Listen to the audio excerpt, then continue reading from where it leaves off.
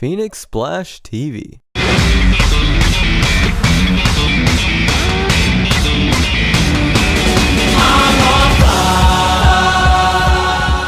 Miyavi. If you're looking for someone who is adaptable, unique, and maybe a little bit insane in the Japanese music scene, then you have to look no further than Miyavi. From his guitar playing style and his composition style, many of his fans come and go, some not being able to adjust their ears to his new styles, and others embracing them.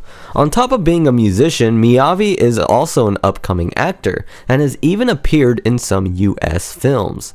But who is Miyavi, and where did he come from? Let's find out. Miyavi is actually half Korean and half Japanese, so I guess you can actually consider him a K-pop star if you so desire. His real name is Ishihara Takamasa, and he started playing guitar at the age of 15.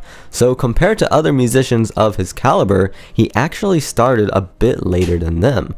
When he was younger, he was really into sports and was even thinking about being a professional football player.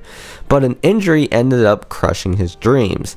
He then turned to music and was inspired by the visual K groups like X Japan and Luna Sea. On top of being inspired by them, he was also into the blues and Motown.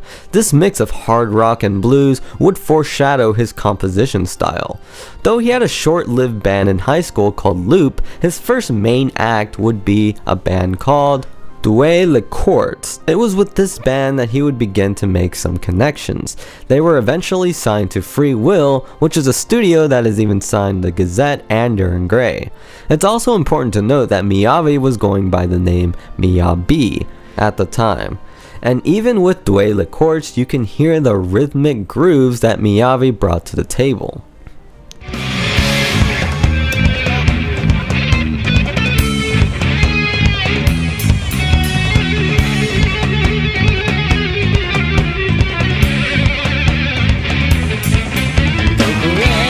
This composition style made Deux Le Quartz one of the more unique J-rock bands that you will ever hear.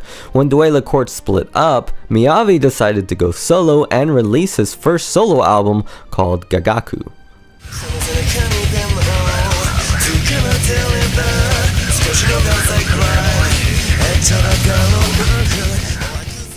Though many of his early solo work didn't really top Oricon charts, he still made it onto the charts and secured his name as an independent artist.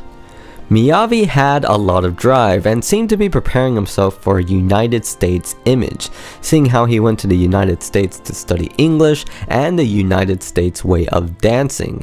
He was growing in popularity and was even allowed to join the super J-rock group known as Skin.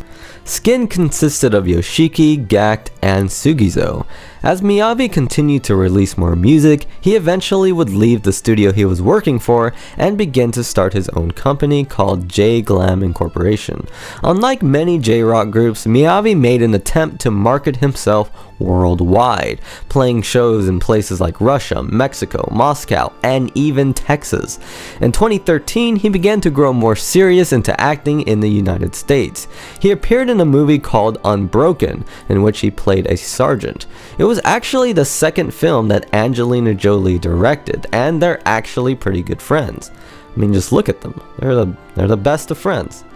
More recently, he's appeared in the newest rendition of King Kong, titled Kong Skull Island.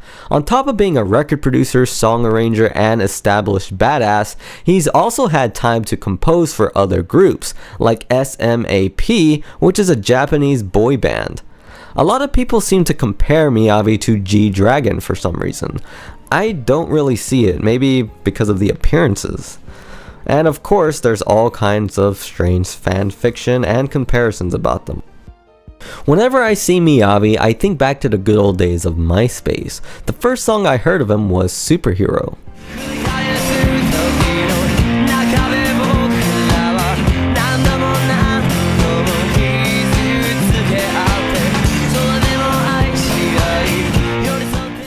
And it's still one of my favorites of his. I really like one of his newer songs titled Firebird.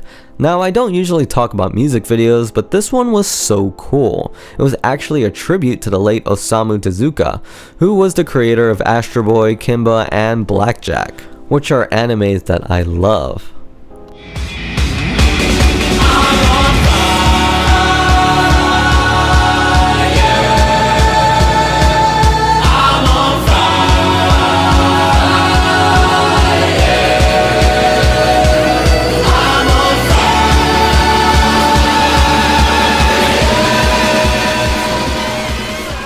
Now I will say that some of his newest material is not to my liking. One time I was listening to his Spotify and I heard the Vivace flow, the build-up and song name motif, and many other things that I don't like about pop music, all in one song. And if you don't know what I mean by all that jargon, then watch my video on K-pop. And for some reason I could not find this specific Miyavi song. I would show it here if I could. So sometimes I think maybe Spotify was suggesting something to me like it always does. Maybe it was suggesting G-Dragon. Now, I've never been the biggest fan of Miyavi's music, and I will admit that he was never an artist that I would go out and buy all kinds of merchandise for. Maybe because when I was younger, I didn't understand some of his music, but as I grew older and understood music a bit better, I started appreciating all the styles and risks that he took with his compositions. It's really cool to see him perform on shows like Ellen, getting the appreciation that he deserves. And of course, he's still composing and performing and even acting till this day, with no real signs of slowing down. So, do you like Miyavi? What are some of your favorite songs by him? Do you think he's overrated? Or did this video interest you enough to check the man out? Leave it all in the comments below, and I have to give a shout out to Wen1Sun, who always gives me awesome recommendations and tossed Miyavi my way, and to everyone else who suggested Miyavi in the past. And anyways guys, from the bottom of my heart, thank you for watching. This is Josh the Music Man, signing off.